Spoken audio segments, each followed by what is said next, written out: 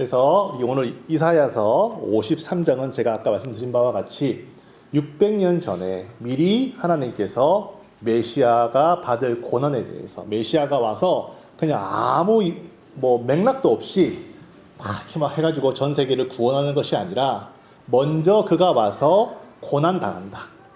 근데 그 고난은 그가 잘못해서가 아니라 우리 모두의 죄악을, 그러니까 우리 인간들의 모든 죄악을 그에게 대신 담당케 할 것이다 라고 하는 그 예언을 하시고 이제 그 예언이 그대로 이제 이루어지는 것을 보는데요. 그래서 예수님께서 이 땅에 오셔서 하신 일들이 많은 일들이 있지만 이 53장 이사야서 53장 이 예언이 포커스를 하고 있는 부분은 바로 대신 죄를 받는다. 즉 대속의 의미가 있습니다. 53장은 전체가 다 이 대속의 의미가 있는 거예요.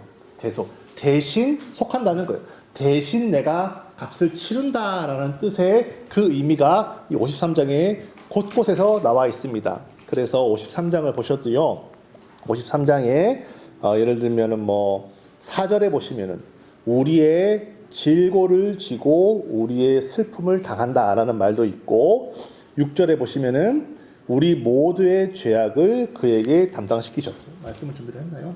그렇죠. 그가 찔림은 우리의 허물 때문이다라는 말이 있고요. 그가 상함은 우리의 죄악 때문이다라고 53장에 나오고 또 우리는 다 양 같아서 그릇 행하여 각기 제 길로 갔거늘 여호와께서는 모두의 죄악을 그에게 담당시키셨다라는 표현도 있고 또 12절에 보시면은 그가 많은 사람의 죄를 담당하며라고 아주 명확하게 53장에 보면은 대속 그가 대신 우리의 죄를 담당하신다라는 그것을 600년 전에 미리 예언을 이렇게 하셨어요.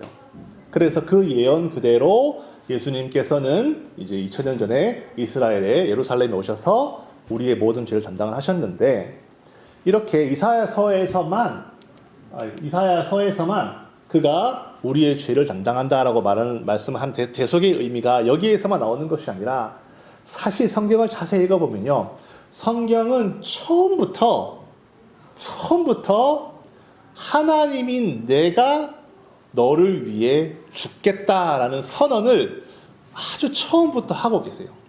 이사야서에 갑자기 튀어나와서 이렇게 하는 것이 아니라 성경은 처음부터 인간의 죄를 곧 하나님이 내가 담당하겠다라는 선언을 자기 희생 선언, 자기 저주 선언을 처음부터 하세요. 잠깐 그것을 보면은 자, 우리 잘 아는 이야기입니다. 선악과 사건이죠. 선악과를 사건을 하는데 잘 보세요.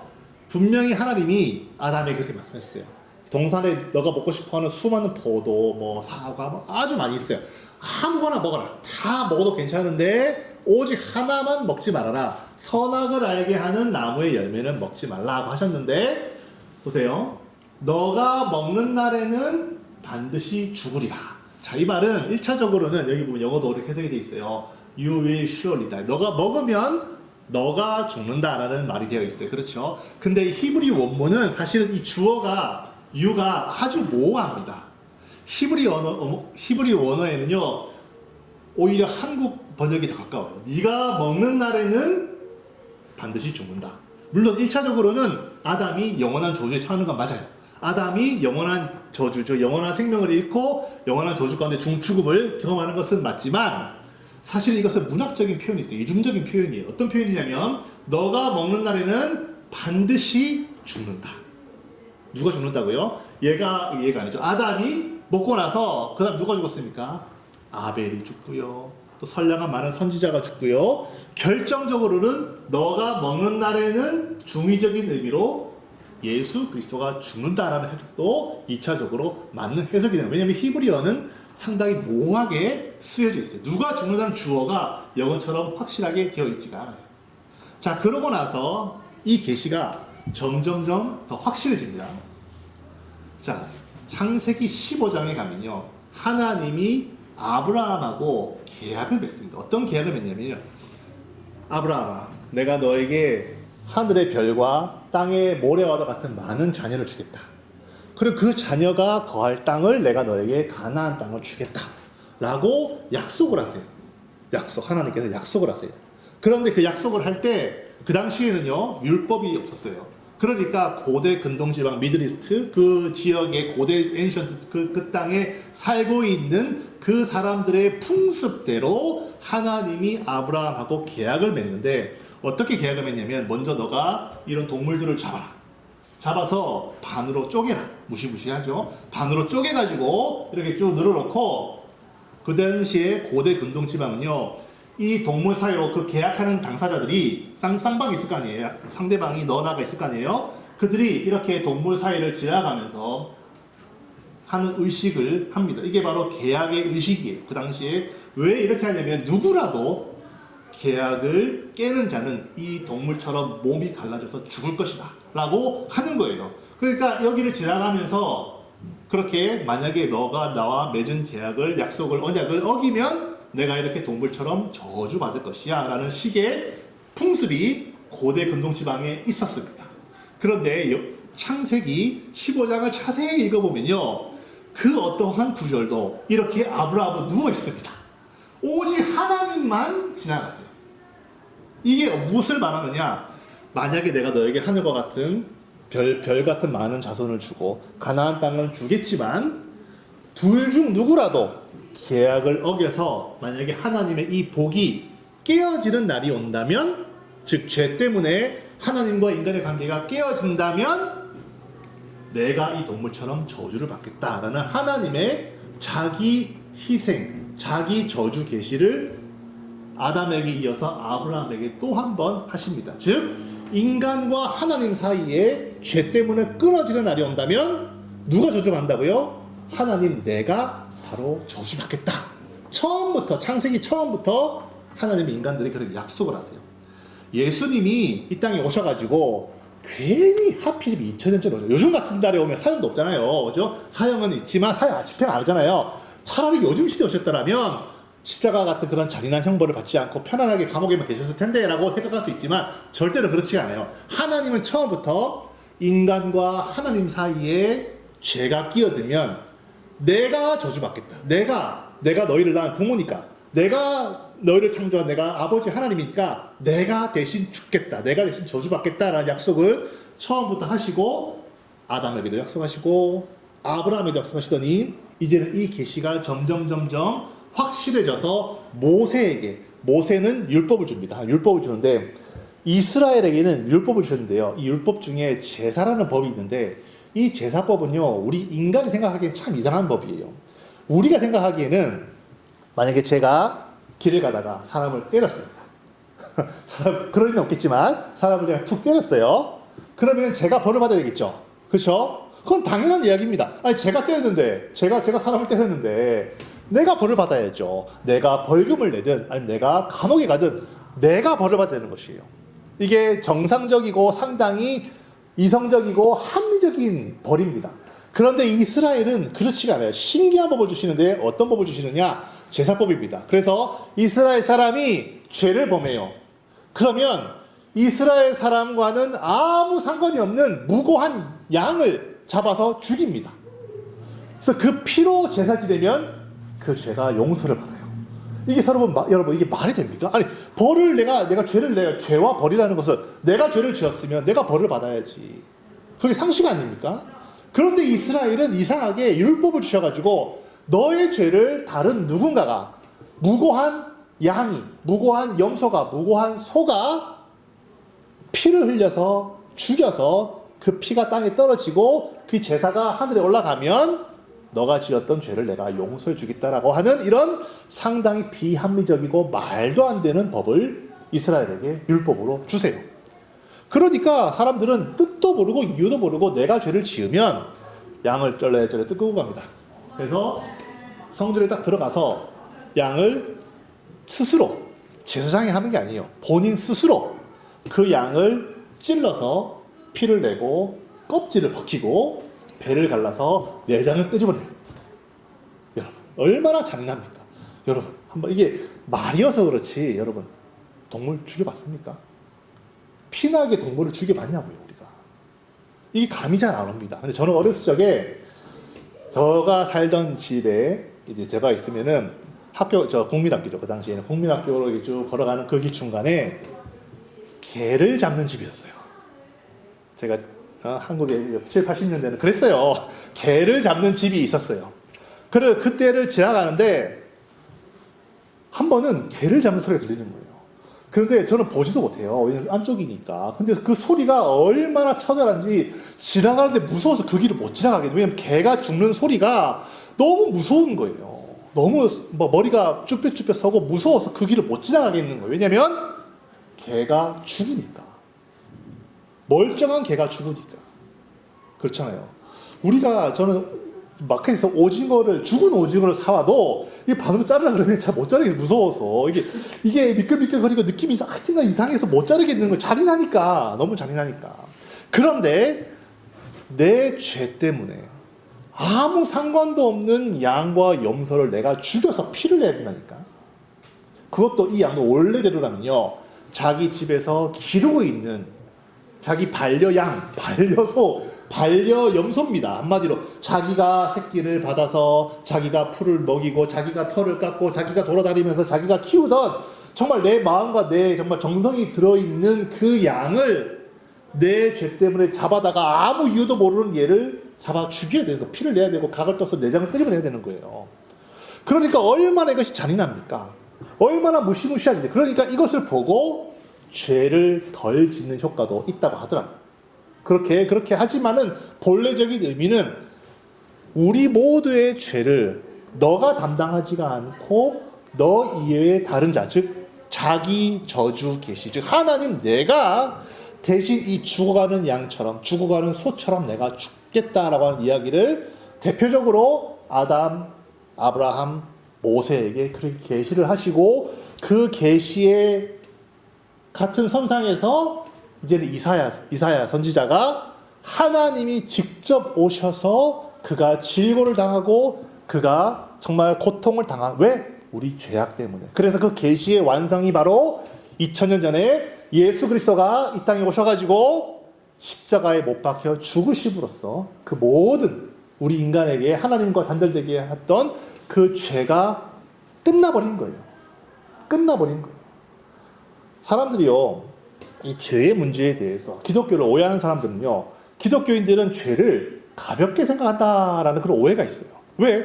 내가 죄를 지어도, 내가 횡령을 하고 내가 죄를 지어도 나는 하나님께 용서받았다는 거예요. 용서받은 사람이니까 나 괜찮아라고 그렇게 쉽게 생각한다. 죄를 쉽게 생각한다. 죄를 지어도 별로 죄책감도 없고 죄의 무게와 이런 것들을 쉽게 가볍게 생각한다라고 생각하는 그런 기독교에 대한 오해가 있어요. 천만의 말씀입니다.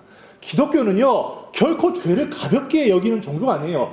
하나님이 인간의 몸을 입고 직접 이 땅에 오셔서 죽어야만 해결될 수밖에 없는 그런 심각한 걸로 보신다는 것, 죄라고 하는 것을.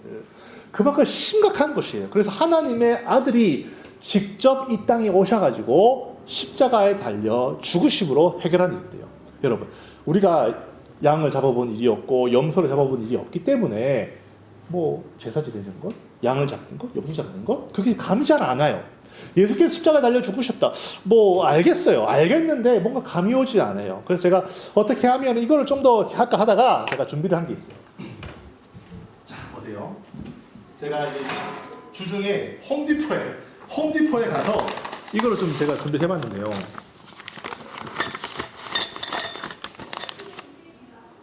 이 뭐, 저 3개 정도 준비해서 한번 만져보세요.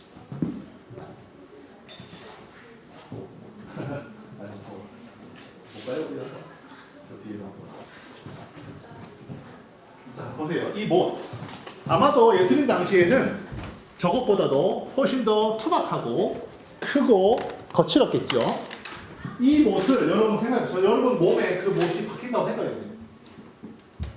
이것을 꽝꽝 쳐가지고 여러분들의 몸 혹은 여러분들이 사랑하는 자녀, 여러분들의 부모, 친척 혹은 스스로에게 이 못을 한번 박는다고 생각해 보세요. 그것도 예수님이 여기 손바닥이 아니고 사실은 여기에 박혔다고 하시더라고요. 여기. 왜냐면 뼈가 2개 가고 있기 때문에 여기에 박으면 여기 사람 몸이 무거우니까 찢어진대요. 그리고 여기에 딱 박아서 뼈가 2개가 가니까 여기 딱 걸리잖아요. 여기 딱 걸리니까 스스로 빠져나올 수가 없고 또 고고학자들의 이 말에 따르면요, 그 당시 십자가는 발 뒤꿈치에 이게 발등이 아니고 발 뒤꿈치 뼈를 이렇게 모아가지고 이렇게 굵게 발 뒤꿈치 뼈에다가 납을 이렇게 했다고. 이게 너무 고통스럽고 너무 잔인해서 예수님 이후에 한 300년 AD 한 3세기, 2세기쯤 되면요, 이 형벌이 너무 잔인하기 때문에 우리 이제 그만하자 해서 없어집니다. 그러니까 예수님 때만 잠깐 있다가 사라진 형벌이에요. 이 크고 두꺼운 못. 그래서 사람을 나무에 걸어놓고 말라 죽을 때까지 내버려 며칠이고 내버려두는 형벌이 바로 십자가형입니다. 이 못, 그 나무 형틀 한번 생각을 해보세요. 하나님의 아들을 죽여서 우리가 구원을 얻었어요. 하나님의 아들을 저 못으로 쳐서 죽여가지고 우리가 구원을 얻었다는 거예요. 어디가 구원이 가볍습니까? 어떻게 우리 구원이 값싼 거예요? 요즘 기독교가 미국이고 한국이고 개독교 소리를 듣습니다. 개독교 소리를 들어요. 왜? 사람들이 하나님의 구원, 하나님의 아들이 직접 오셔가지고 그 죽음으로 우리를 구원시켰다라고 하는 이 은혜를 값싸게 느낀다는 거예요. 값싼 구원, 값싼 복음, 값싼 은혜로 생각한다는 거예요. 이게 얼마나 말이 안 됩니까? 하나님의 아들이 직접 오셔서 그렇게 참혹하게 죽어야만, 온갖 저주를 다 받아야만 해결할 수 있는 것이 인간의 죄인데, 나는 구원받았으니 기쁘다, 그렇게 말할 수 있을까요? 엄밀히 말하면 사실 우리는 구원받았다는 얘기를 그렇게 기쁘게 얘기하면 안 됩니다. 만약에 예를 들어서 여러분 생각해요. 여러분들 간암이 걸려요. 여러분들 간암이 딱 걸렸어요. 간이 필요해. 간이 필요합니다. 그런데 여러분들의 부모나 여러분들의 자식이 자신의 간을 주고 그 사람은 죽었다고 생각해 봅시다. 그런데 나는 간을 받아서 살아서 너무 기쁘다, 이렇게 말하는 사람은 사이코패스입니다. 물론 살아서 기쁘죠. 살아서 기쁘지만 나의 이 삶은 다른 누군가의 죽음으로 얻은 것이기 때문에 마냥 기뻐할 수만은 없어요. 우리가 구원받았다고 해서 기뻐하는 그 기쁨은 뭔가 좀 차원이 다른 기쁨이라는 거예요. 예수님이 나를 위해서 죽었네. 하나님도 나를 위해 죽어 마땅하지. 나를 위해서. 내가 이렇게 중요한 사람인데 당연히 죽어야지. 나에게 간을 준 아버지, 어머니. 당연히 아버지, 어머니 나를 위해서 간을 줘야지. 당연히 아버지, 어머니 죽어도. 왜냐면 내가 제일 중요하니까. 난 살아서 너무 기쁘다. 이렇게 우리가 구원 생각한다면요, 이 구원을 얻은 사람은 값싼 구원이에요. 이렇게 구원 얻은 사람이, 자기 부모도 희생시키고 자기 자식도 희생시켜서 살아서 기뻐하는 사람이 다른 그 어떤 사람을 희생시키지 않겠습니까? 자기만 아는 그리스도인 되는 거예요. 자기만 아는 그리스도인. 우리가 예수 그리스도로 말미암아 구원 얻었다는 사실은 상당히 심각하게 받아들여야 됩니다. 이거는 결코 기뻐할 일이 아니에요, 사실. 물론 기쁘지만, 내가 천국에 들어가고 나의 문제가 해결됐기 때문에 기쁜 일이지만 마냥 기뻐할 수만은 없어요.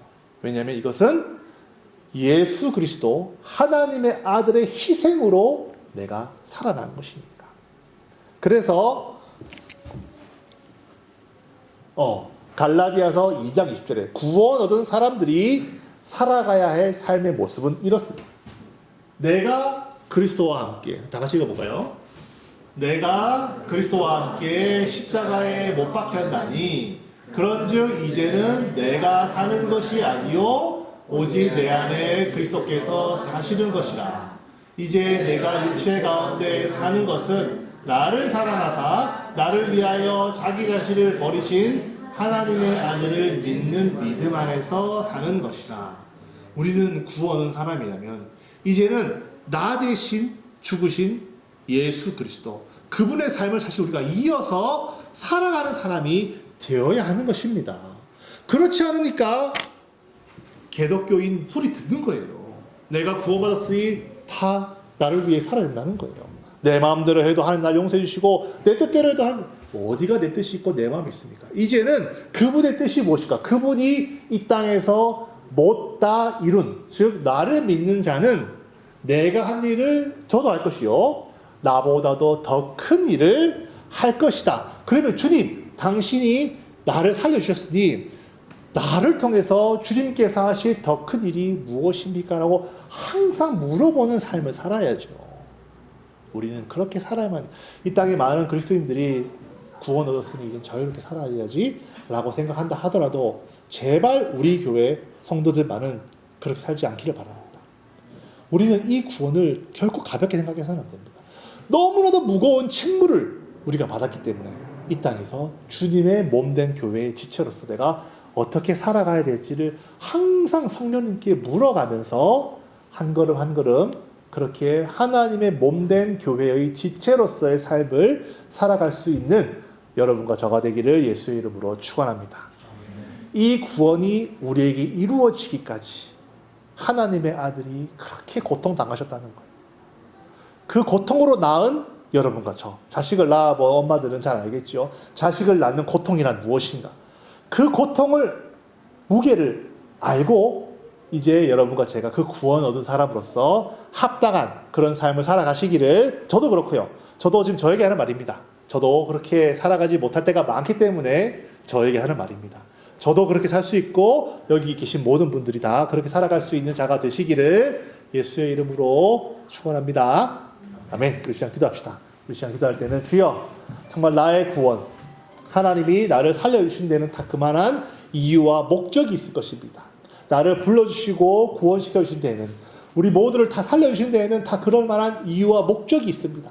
그 목적이 무엇인지 먼저 묻고 주님 안에서 그 목적대로 내가 살아갈 수 있도록 나를 도와주시옵소서. 성령으로 나와 함께하여 주시옵소서. 항상 묻고 하나님께 나아가는 여러분과 저가 되게 하여 주시옵소서. 다 같이 시간 자기 영혼을 위해서 기도하시겠습니다.